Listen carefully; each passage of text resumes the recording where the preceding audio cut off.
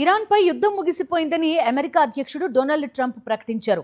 శాంతి ఒప్పందం కుదిరినట్టే అని, ఈ వారాంతంలోనే సంతకాలు జరిగే అవకాశం ఉందని వెల్లడించారు. అయితే ట్రంప్ ప్రకటనలను ఇరాన్ వెంటనే ఖండించింది. ఒప్పందం ఖరారు కాలేదని, తుది నిర్ణయం ఇంకా తీసుకోలేదని స్పష్టం చేసింది. వైట్ హౌస్ ఓవల్ ఆఫీసులో మీడియాతో మాట్లాడిన అమెరికా అధ్యక్షుడు డొనాల్డ్ ట్రంప్ ఇరాన్తో శాంతి ఒప్పందం ఖరారు చేసుకునే దశకు చేరుకున్నామని తెలిపారు. ఈ వారాంతంలోనే ఒప్పందంపై సంతకాలు జరుగుతాయని ఆశాభావం వ్యక్తం చేశారు. యూరప్లో సంతకాలు జరిగే అవకాశముందని పేర్కొన్నారు. ఒప్పందంపై జరిగే కార్యక్రమానికి ఉపాధ్యక్షుడు జేడీ వ్యాన్స్ హాజరవుతారని వెల్లడించారు ట్రంప్. ఇరాన్తో జరిగిన తాజా చర్చల సందర్భంగా Qatar, UAE, Saudi Arabia, Bahrain, Kuwait, పాకిస్తాన్లతో సహా మధ్యప్రాచ్య దేశాల నాయకులతో మాట్లాడినట్లు ట్రంప్ తెలిపారు.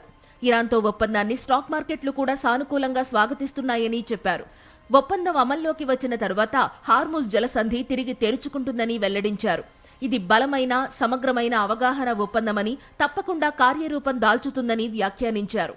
యుద్ధాన్ని ముగించామని ప్రకటించిన ట్రంప్ ఎప్పటికీ అణ్వాయుధాన్ని కలిగి ఉండకూడదన్న అమెరికా డిమాండ్కు ఇరాన్ అంగీకరించిందని తెలిపారు.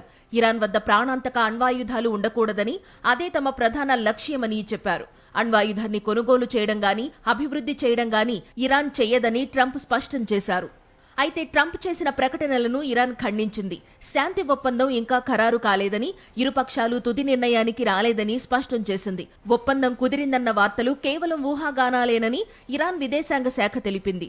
మరోవైపు రెండు దేశాల మధ్య శాంతి ఒప్పందంపై జెనీవాలో సంతకాలు జరుగుతాయన్న ప్రచారం కొనసాగుతోంది. మరిన్ని అప్డేట్స్ కోసం ఛానల్ను సబ్స్క్రైబ్ చేయండి. నోటిఫికేషన్స్ కోసం బెల్ ఐకాన్ పై క్లిక్ చేయండి.